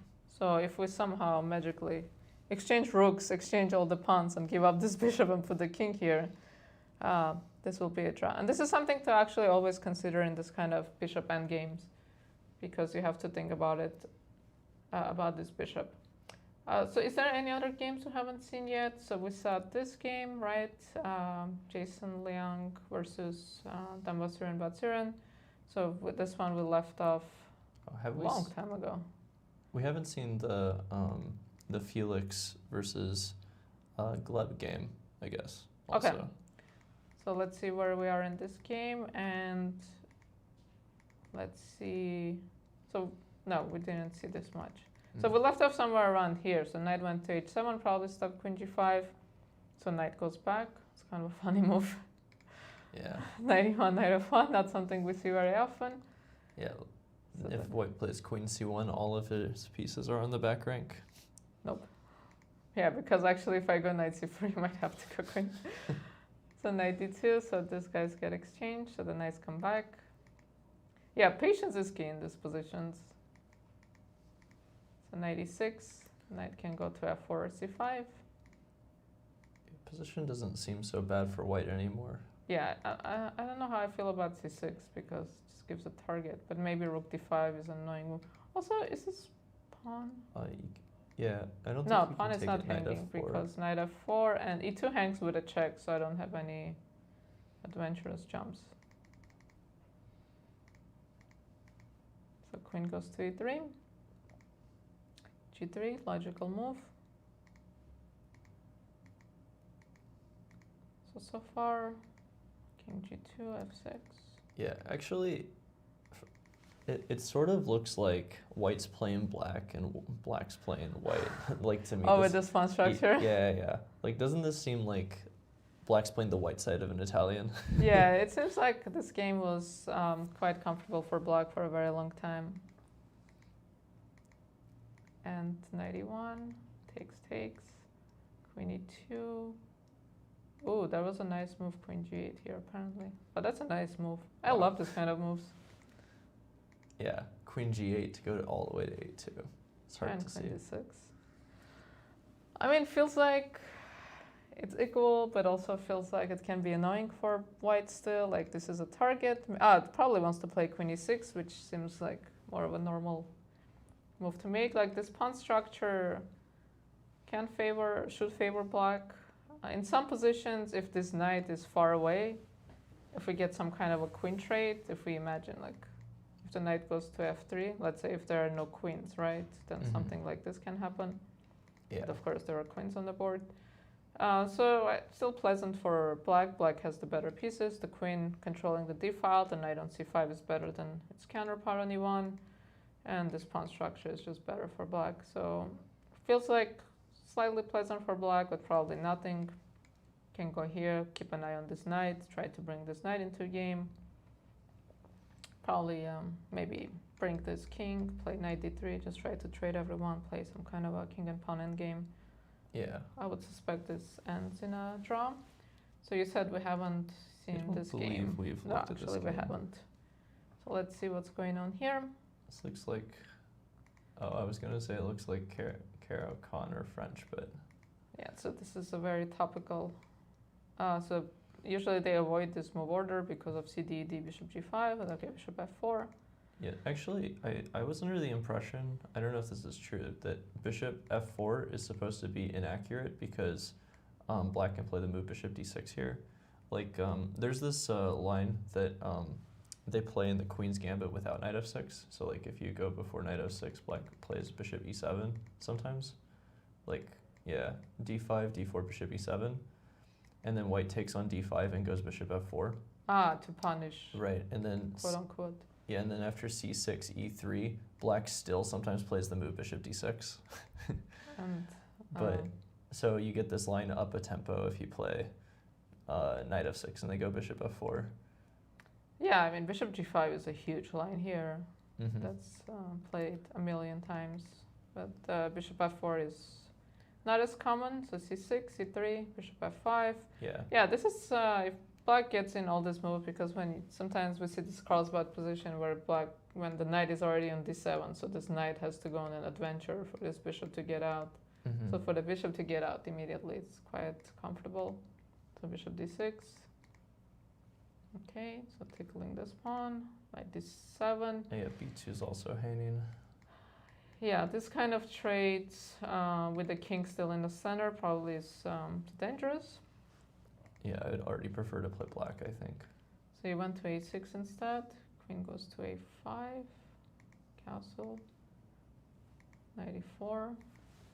Yeah, this seems like white is playing quite risky here. Bishop d1. What is this move? Knight b6. Yeah, we're just playing against white's pieces. Yeah, this position looks very uncomfortable for white. Like the pawn on c, like the structure for black is worse, but everything else about the position seems better. Like my knight's better than white's knight, my bishop's better than white's bishop, and all my rooks are on the b file. What's the queen on a5? So queen c3, rook f8. Yeah, this looks very nice. Like, how does white ever bring the rooks into the game? Bishop b3. Oh, so I Ooh. just learned that Daniel Dardha has defeated Benjamin Bach in the A group and will be coming in for an interview soon. Yeah, that's the game that we saw with the bishop versus knight, so we're expecting that result. Queen g6, but why not is taking? So check. How is white not getting mated here? Like king g2, there's gonna be some knight e3 somewhere. Or like rook b6. Yeah, it does feel like white's in massive trouble. I like rook b6 and c5 a lot. That seems like a nice plan. I love, it's a rook lift, so. Wait, so if takes, no, but this cannot be good. Like this king. So he didn't take on f3. Probably he didn't see, maybe he didn't see anything concrete and he thought queen g6 is nice. So knight e1. Okay, threatening mate. Maybe he thought he has something here. Okay, but looks like the worst is behind for white. So this gets exchanged. Okay, so white survived this. And mainly because the c4 knight is hanging, so taking on e4 was not possible because this is hanging. So these rooks get traded, king goes back, knight comes into the game. And let's just see what's the current position. Rook goes to c1, but now it feels like the position is actually quite nice for white compared to what we had when white just couldn't move any of their pieces. h4, so I think they're trying to reach move 40. No, but with this pawn, queen c1. So just going back and forth. So we reached move 40. And this is the current position we have on the board, but we will go back to our game wait, am I in the wrong group? Sorry. We do have a guest with us who won his game. Oh, that's the game I actually have. Daniel Dardha, congratulations on your win. Thank you. Thank you. So it looks like you had a very smooth victory. Please take us through the game. Okay, c4, c5. I checked a couple of things, but here after e3, he played bishop g7. I mainly checked positions after knight f6, d4, takes, d5. And here, you have a completely different game. But he kind of went for a different move order. He went bishop g7, which allowed me to go d4. Straight away, grab the center, takes. And here he played knight f6. So if I were to go knight f3 now, black could go d5, and you get a very big line that I hadn't really checked before the game. So I was trying to make use out of the fact that he went for a different move order, and he doesn't get d5 straight away. So I went d5 myself here. It made some sense to me during the game. Here he went castle, knight f3, and d6. But during the game, to be honest, I was thinking, I was more, not really scared, but I was thinking he should have gone for e6 instantly. Instead of d6? Yes, because that didn't give me the option that I had in the game. So in the game, he went d6 basically. He went d6 with black, yeah. I played bishop e2 and he went e6. Well, after castle, he would take d5, let's say, and after c takes d5, we would get some symmetrical position. Like castle, ed, cd, and the position is quite balanced. Right. And this is what he was aiming for. But he gave me the option that I could take d takes e6 now. Okay, and your point is if he goes e6 here and you take, you can just take yeah, this exactly. way. And now knight c6, and black has a very nice center. Right. So, yeah, I assume that he was afraid that I would push d6 myself. Yeah, that was going to be After my e6. next question. These arrows. Okay, so d6. Yeah, but maybe he has some strange ideas, like maybe even like queen somewhere, queen a5 or queen b6, but also exactly, yeah, or b6 immediately and bishop b7 and develop his pieces straight away. And it's not clear to me whether my pawn on d6 is such a strength or a liability. Like it can be targeted in the future, I think. Yeah, it's really hard to determine these things. Yes. Okay, so you decided, but okay, so he So, didn't give you yeah, this option to worry about, so exactly, you went e6. He went e6. I used quite some time, but at the end I went for d takes e6 actually, because I think it's, well, the position that I got in the game looked very pleasant to me after bishop takes, knight d4. Important move because castles, black has the option to play d5, Right. and he gets rid of his weakness. So I went knight d4. Knight d4. He went rook e8.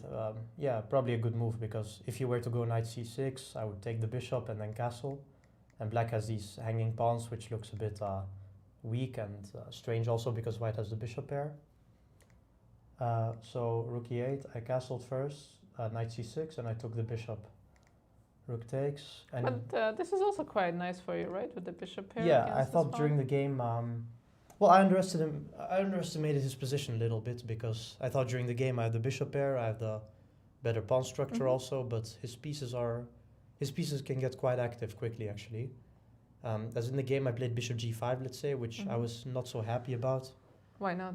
Because, well, in the game he played h6, but actually I was a bit more afraid of queen a5 here, which I hadn't really checked too well. Yeah, so queen d2 was like, it's like a normal move, let's say, but knight e4 was the problem.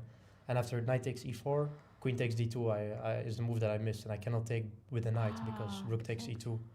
So you don't have a good way of capturing. And bishop takes right? d2, there's rook takes e4, and problem is I cannot go to d3 to defend the c4 pawn because rook d4 Yeah, and pin. that's unfortunate actually. Yeah, very, yeah, but yeah, queen a5 was a bit an annoying way to kind of discoordinate my pieces somehow. Do you have to go back maybe? Yeah, exactly. This also when we spoke after the game, he said that bishop d2 was the move that he didn't really like, but still maybe you can make some move like Queen d8 and well, I don't know if repeat. You can go to a better square, like maybe like b6 maybe? b6, and then you need to calculate options like knight d5 also, of course, but still like bishop d2 was not really a move that I was. Something like this. Yeah, exactly. Yeah. Oh, it's getting very sharp. Yeah, and this is not something I wanted to calculate because it looks like I have a very nice positional advantage, bishops and. So why not just It's bishop fine. e3 then? Yeah, in hindsight, Okay. I would have played this. Okay. But actually, it was nice in the game because he went h6, Uh-huh. and now I went to e3, and somehow the h6 pawn Pawn is is- like I can go queen d2 with tempo, let's say, and the pawn is a bit weak. Actually, you ended up winning this pawn at the end. Yeah, exactly. Yeah, So bishop g5. I got some use out of it. So knight e4. Yeah, knight e4. Well, good move, of course. If I were to take on e4 and rook takes e4, I don't really know like what my plan is here. Like, how do I put my pieces? Because if queen d2, then queen h4 and some rook e8, some knight d4 someday, it can get a bit annoying. I just piece play. You can get even some attack at some point, and my pieces are not, they're a bit cramped up and I cannot move very freely. So knight d5 was a kind of an attempt to, well, just say I have a strong knight and I keep some pieces on the board. He took b2, which I thought was not a good move, actually. I was happy to see this. I was more I think he should have made maybe some queen move here. Well, I thought so during the game. Like queen a5, for example, and I don't really know what to do. It's hard to find a good move for me. So your pawn is, oh, maybe is it? Well, it's no, not really hanging, necessarily yeah. hanging, but like he can just go rook e8 with the other rook, and like in worst case go back with a queen, and he has like all his pieces are perfectly placed. And I don't really know what to play, because queen c2, if I were to go somewhere, then knight d4 is always an issue. Yeah, you don't want to give up one of your bishops. Exactly, I don't want to give up, especially my dark squared bishop. Yeah, so maybe this was something to think about. If I were to go rook b1, let's say, then maybe rook e8, like. Maybe a3, b4, but a3 he might actually take. Yeah, exactly, and the rook b1, there's queen takes a3, no, not queen takes a3, sorry. But then a3 is hanging like later in some lines. For example, knight c3 is somewhere also an option even, like, and I have to calculate already. It's very tough. Yeah, but the good thing is this h6 pawn hangs in all these lines. Yeah, So somehow I got this lucky. knight c3 hangs. Okay. Yeah, at any rate, he took b2, rook b1. Here he went back. I was thinking like knight c3, I was calculating actually. Because first I thought I was winning instantly with queen d2, but I forgot that he can take e2 with check actually. Oh, okay. And okay, position is like nothing special, yeah. Really? Still feels pleasant for you somehow. Very, very, but I can also just take c3 and then b7 and I have a bishop pair instead of going into this. Right. I can just take c3 and b7. With a tempo. Yeah, exactly, because I can even choose which one I take, but I think b7 is better. But, just to break apart the pawns and like give so many targets in the position. Black exchanged some pieces this way at least. Maybe he can try hanging on, but I'm not sure. Okay. So instead he went back. And you were happy with this because now you just have the bishop pair and your rook is just well, he kind of just gave me like easy play because before my pieces were a bit cramped up and he was playing with activity, knight e4, opening the diagonal of his bishop. But now he activated my rook actually, so all my pieces are kind of doing something and coordinating. And here he played rook b8. Well, the thing is, I would like to play rook c7 here, but the problem is that it fails tactically due to knight c3. So I have to take, I think, or I don't have to, but I was relying on my next move actually. Bishop g5, yeah, that's a very nice move. Forcing black to play f5 and weaken his structure. Because if rook e5, there's bishop f4, and if rook e8, bishop d7. Fork. Oh, this is very annoying. And so he has to block with a pawn actually. Yeah, once your pieces come into a game, they're just too powerful. So you want bishop f3. I actually calculated instead of bishop f3 also knight f4 and some very complex lines, but black has strong move intermezzo knight c3 now, I think. And some queen f3 stuff, there's knight e5 always, so it's not really working. Oh my god. Oh yeah. It's very... oh, your queen doesn't have a square. Yeah, exactly. Like it's very unfortunate yeah, h2. that for this knight c3, because otherwise knight f4 is interesting, I think. Yeah, this is... Yeah, exactly. Yeah, it's unfortunate. Okay, so bishop f3, king h7. Queen a4. So this is all very comfortable for you at this point, Yeah, knight right? e5 is not the best move, I think, also. I thought queen b7 during the game. It gets also, like, black would like to play knight d4 here, but the problem is I can capture this and queen d7 check, I win the rook. Yeah, it's a big problem. So therefore queen b7 was maybe a good idea. Oh, so I'm not sure once again, but... I mean, if you want, we can check. Yeah, queen b7, best move. After knight e5, it's, well, very easy, I think. Yeah, because this pawn structure change is just so nice for you. Yeah, I don't even have to take a7, but... You know it's bad for your opponent when you don't have to take a free pawn. Yeah, exactly, but... Okay, so you took, and I think... the end game is not... Okay, he played king h8, best move. Here I went for knight f4. I thought it was better than the computer gives, actually. I thought it was, like, then have e4. Yeah, well, knight f4 I just played because I saw a concrete tactical variation, as in the game. Right. But I think this line that you went for, this is... Well, he had to play knight e5, I think, only chance, but it's still... knight e5, yeah. Yeah, but I think it's still like, from a practical point of view, my opponent was also in time trouble, so it's very difficult to defend this, I think. I can just run the a-pawn up the board, and he needs to figure out something smart, like really quickly, which is not easy with limited time on the clock. Yeah, it's actually hard to see how to stop this pawn. And also, you still have just some knight, right? Yeah, exactly. I still don't see it, to be honest, but yeah. Yeah, this somehow. Yeah, and after I cannot take with a rook, of course, because e3.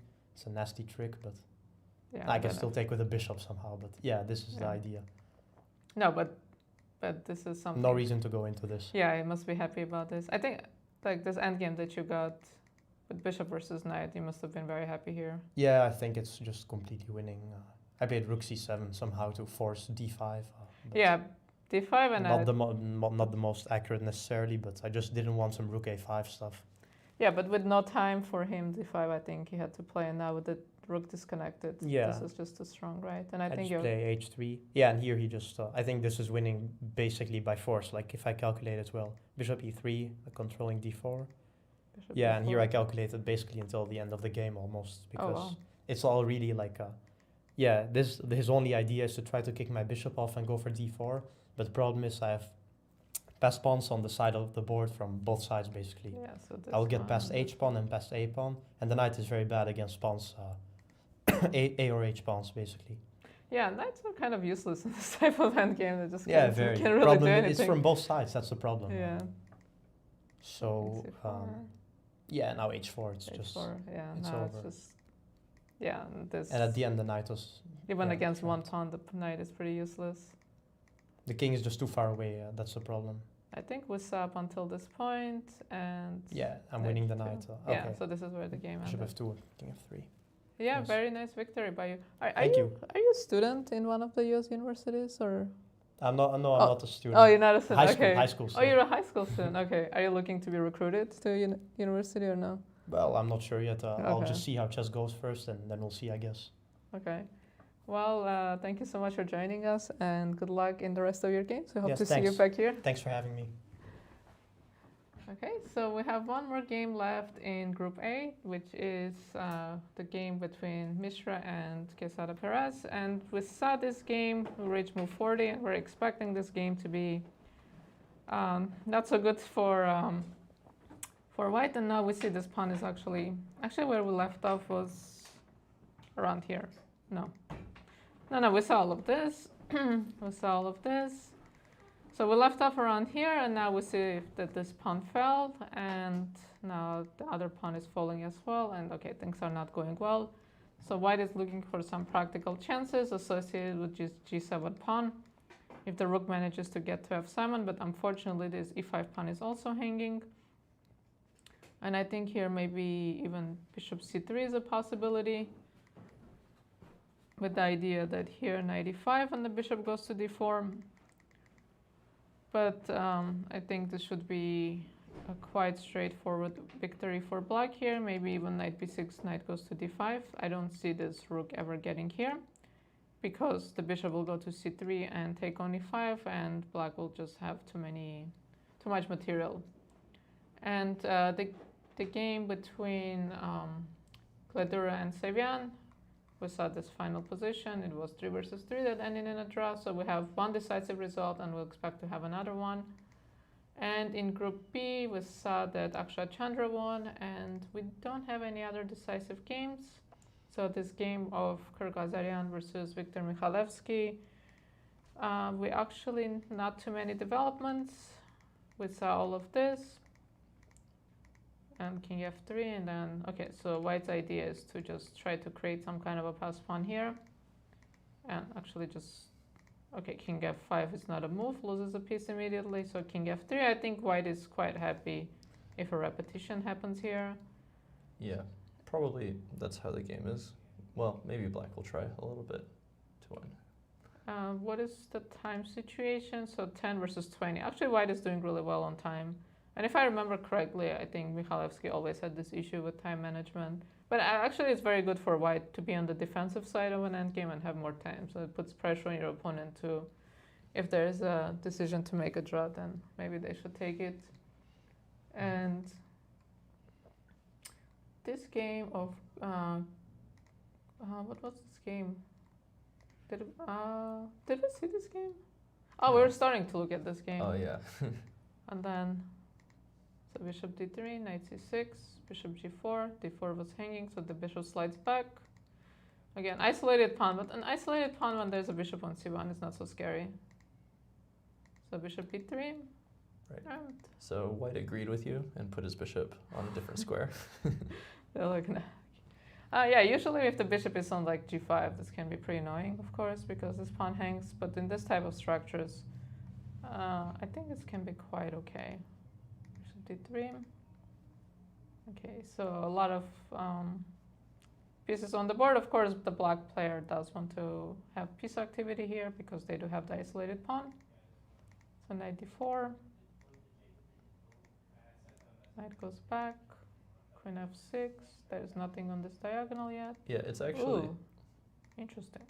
Yeah, it's funny, right? Because normally we think of these discoveries. Is it a pin or is it a discovery, Yeah. right? Yeah. The queen on f6 and the bishop on b2 are in contact. In this case, I guess black's queen is having the better of the relationship. Is there no knight c3 here? Am I missing something?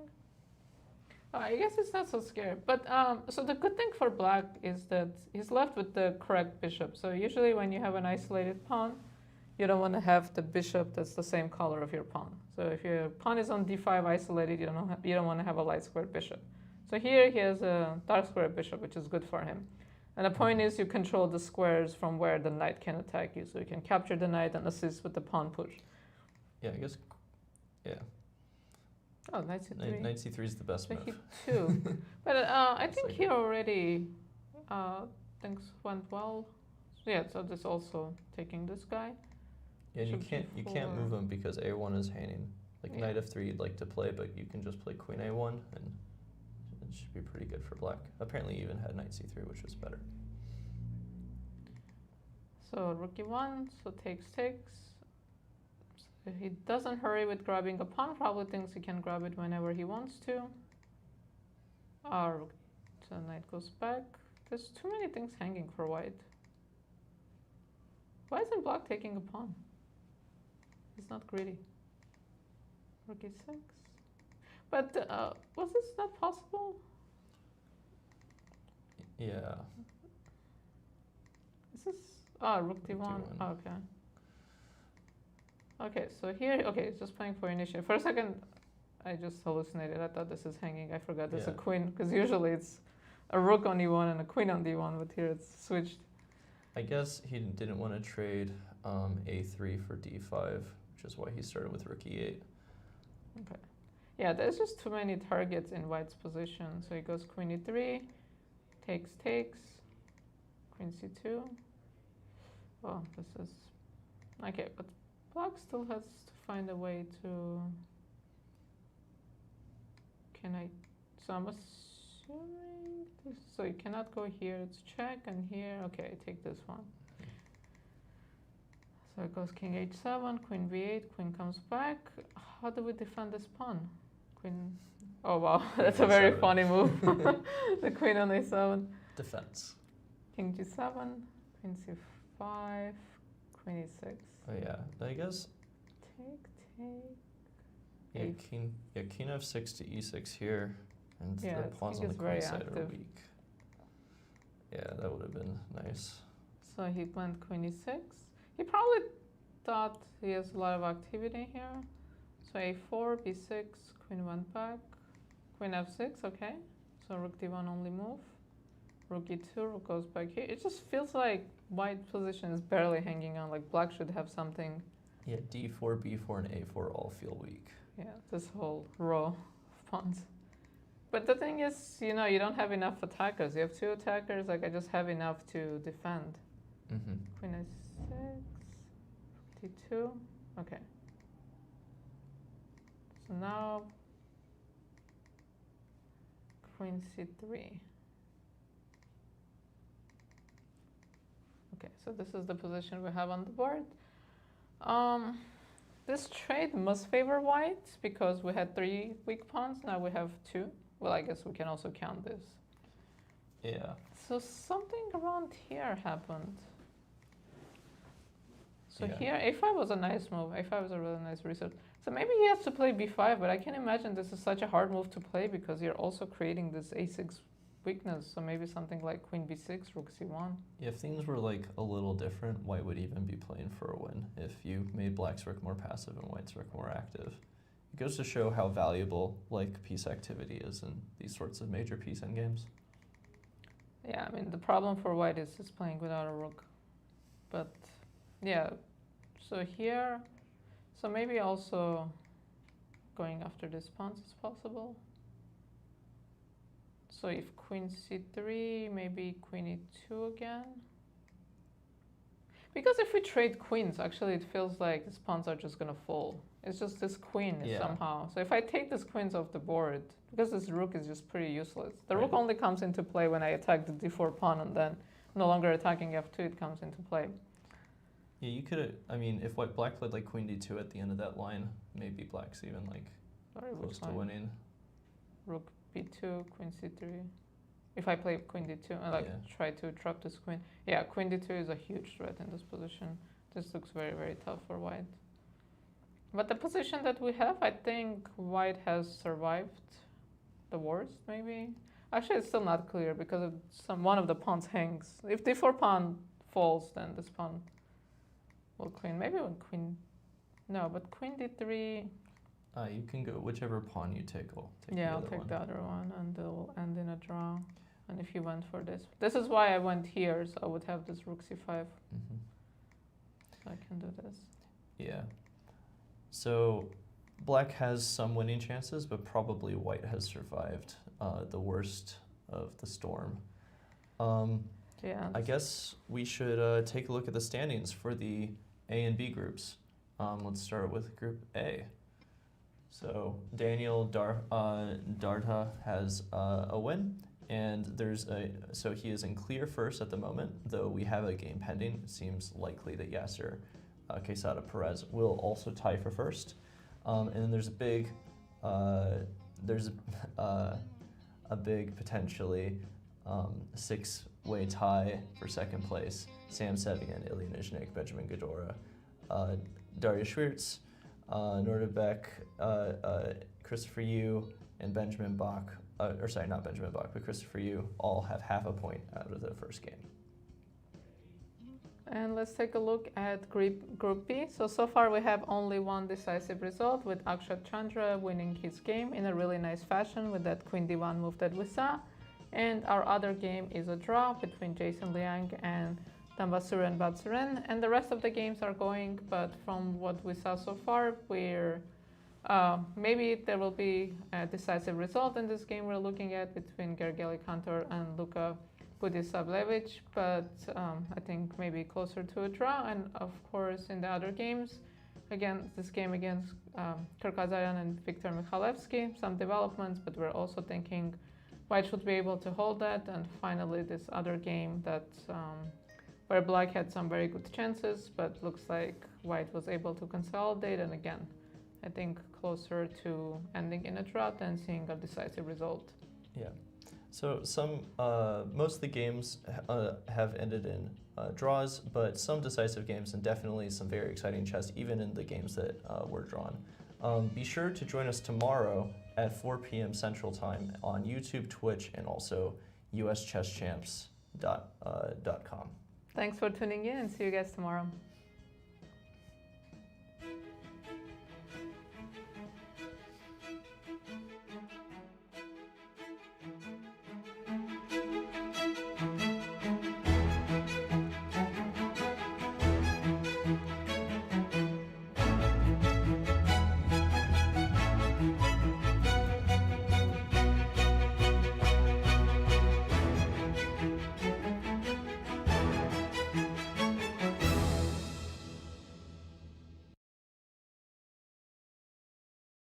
This has been a presentation of the St. Louis Chess Club. Any reproduction or distribution of this content without the express written consent of the St. Louis Chess Club is prohibited.